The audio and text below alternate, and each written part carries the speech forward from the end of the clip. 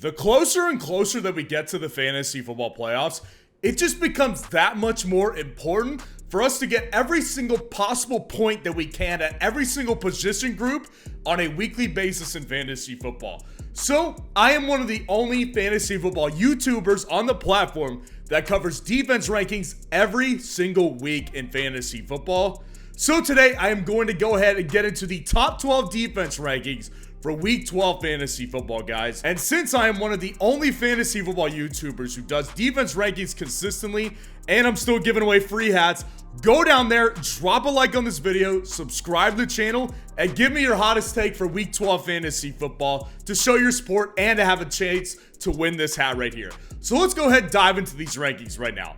So the first tier right here is still going to be head by the Dallas Cowboys alone. It still belongs to them only.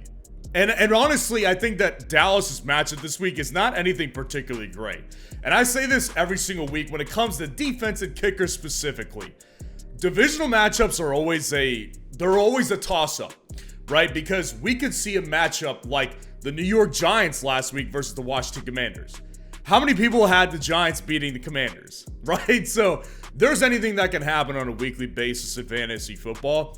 But when you look at the numbers on the screen for Dallas, I mean, for a defense to be averaging about 13 fantasy points per game, heading into week 12 of a fantasy season, just put that in perspective, guys. That the Dallas Cowboys defense is averaging more fantasy points than Devontae Adams, than Jalen Waddle. They're averaging more fantasy points per game than Michael Pittman. They're averaging more fantasy points per game than wide receiver 2s, borderline wide receiver 1s. It's outrageous what they're doing. It's not slowing down. This is a defense that has not lost a step without Trayvon Diggs. They're just as physical. They're just as fast. They're just as athletic. They're just as prone to taking away the ball from you. And as you can see on the screen right there as well, they average a touchdown on defense every other game. Dallas's defense is just simply too excellent to not be at number one basically every single week at this point. At number 2 here, there's no problem with this defense. And in fact, I have a lot of praise for the Kansas City Chiefs defense these days. They're taking on the Las Vegas Raiders this week. So in advance of last week, and in the defense ranking video last week, at the end of every defense ranking video, I give you guys my favorite defense for you to pick up for next week if you have the roster space. And I said for this week, pick up the Kansas City Chiefs because they're taking on the Raiders here. And I said don't play them against Philadelphia because it's not going to be a good idea, but you could do it against Las Vegas next week. Not only was Kansas City's defense borderline just like completely dominant the whole night, but they almost won that game on the back of their defense. I mean, Kansas City against Philadelphia on Monday night, they held Philadelphia to like very little yardage, very little points up until midway through the third quarter. Kansas City's defense is elite. There's no ifs, ands, or buts about it. They get after your quarterback. They're physical. They stop the run. They're an attack-first defense. And against the Raiders this week, who look better, but still not up to par, I got the Kansas City Chiefs at number 2. At number 3 here, I've got the San Francisco 49ers this week, and they're taking on the Seattle Seahawks on Thanksgiving night. So the same goes with the Dallas Cowboys here with the 49ers. This is a divisional matchup that I don't exactly know how to project exactly what's going to happen.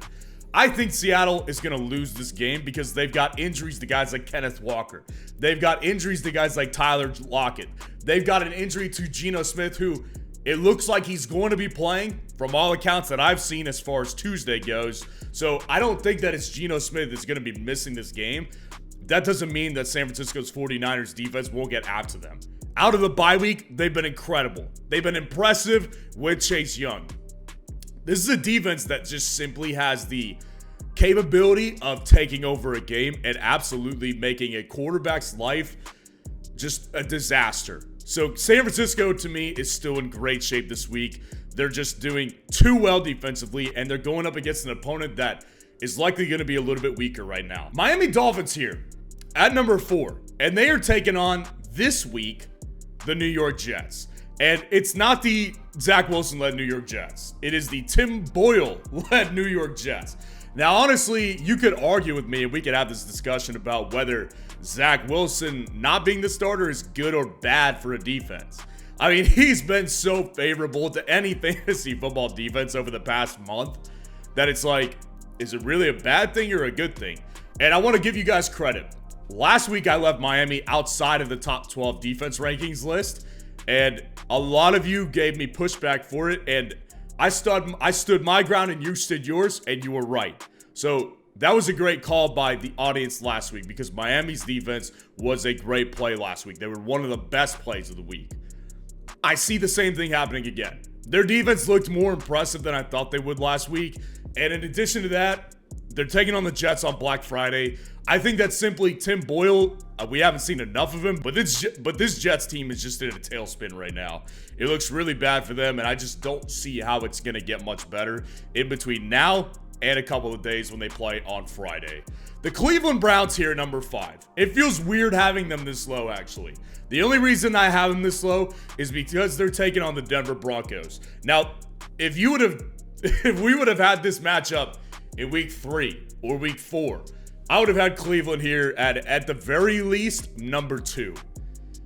Denver's won 3 straight games though, and their offense is really efficient. They're not putting up a ton of points. They're not going to do that. Russell Wilson can't give 30-point games anymore. He can give you a couple really important drives and some vintage Russell moments, but he's not giving you that for the full game. But they don't turn the ball over. And Cleveland has been very good at taking the ball away. But even last week against the Pittsburgh Steelers, Pittsburgh still doesn't turn the ball over. And Cleveland was still a great defensive play. So Cleveland is just so physical. Myles Garrett is having a legitimate MVP type of season.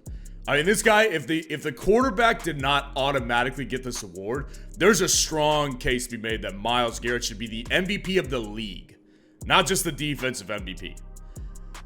Cleveland is just such a great play week to week. I can't imagine having them outside of the top 12 at this point against a Denver defense, against the Denver offense that has been improved, but Cleveland's defense is just better. Baltimore Ravens at number 6 here. Baltimore's taking on the Chargers. So last week, I left Baltimore out of my top 12 as well.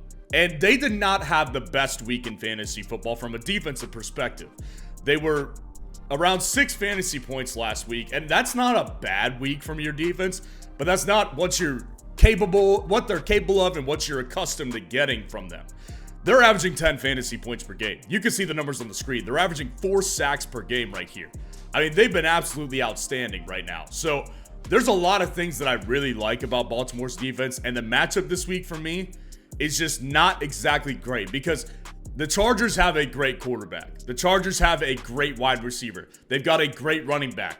What they don't do is they don't turn the ball over either. So Baltimore may not have the level of opportunities there. It's hard to rank Baltimore outside of the top 12 at this point because they've been so great, which is exactly why they're at number 6 this particular week. At number 7 here, I've got the Indianapolis Colts once again, and they're taking on the Tampa Bay Buccaneers.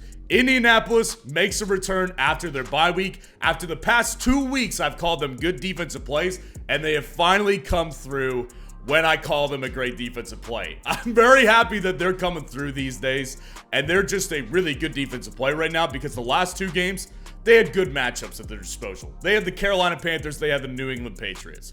Those are really good matchups that they were able to get. It's a little bit different this week against Tampa Bay because they've actually got weapons at their disposal, but this is still an offense that does not look at its best right now. It's still an offense that's completely sputtering, and they just look like they're losing a lot of fire in their play these days. So I think that Indianapolis, who is still securely in the playoff picture, absolutely could be a really good play this week. And at number 8, I've got the Denver Broncos defense this week, and they're taking on the Browns. I've been saying this for the past couple of weeks about the Denver Broncos defense. Watch out for Denver's defense. And I've been watching Denver's defense very, very closely over the past several weeks. Denver's defense came out a couple of weeks ago and beat the Kansas City Chiefs. And after that performance, I said it was a fluke.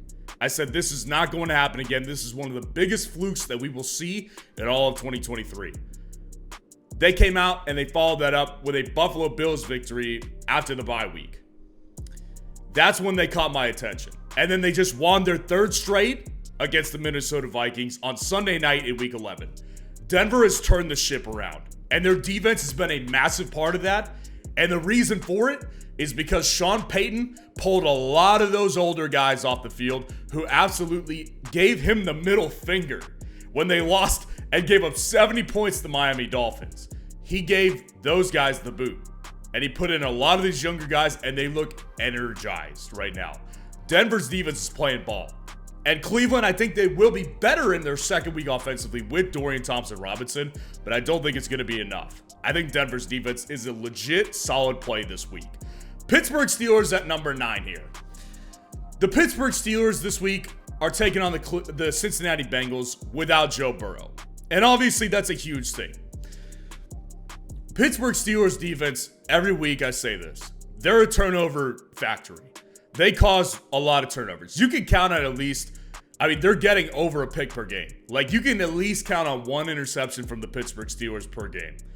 You can count on them getting after your quarterback as well. They're getting 9.5 fantasy points per game, and that's because their defense is capable of creating turnovers. That's the reality here with Pittsburgh's defense. Do I trust them on giving him a bar of yardage? No, I don't. Even with Jake Browning this week, they've still got Jamar Chase. They've still got Joe Mixon. They've still got a possibility of T. Higgins. I don't think they're going to be nearly as fluid offensively, and I don't think they're going to be nearly as motivated, actually. But this is a divisional game. This is a divisional game, and a lot of things happen in divisional games. And the Pittsburgh Steelers are just here every week simply because they force plenty of turnovers per week. The New Orleans Saints are at number 10 here, and they are taking on the Atlanta Falcons this week. New Orleans defense has been actually losing a little bit of traction over the past several weeks for me personally. Their fantasy points per game have dropped about 2 fantasy points, and they're just not getting as after your quarterback quite as much as they once were. Now, Atlanta's offense is basically one of the perfect remedies for this, because much like New Orleans is having trouble, Atlanta can't figure out the freaking quarterback position. They just named Desmond Ridder the starter again. So they pulled Desmond Ridder after some bad play. They played Taylor Heineke. They said, we're going to move forward with Taylor Heineke. And after the bye week, they're like, nah, we're going to go back to Desmond Ridder. It's an embarrassment in Atlanta. And Coach Arthur Smith should be ashamed of himself for letting a lot of great offensive players go to waste. And that's exactly why New Orleans is a good play this week. I think the matchup is totally there for New Orleans coming out of the bye week to be a good fantasy defensive play.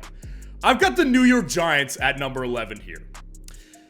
The New York Giants are taking on the New England Patriots. And if you look at what New York did last week defensively, they forced a lot of turnovers against Sam Howell.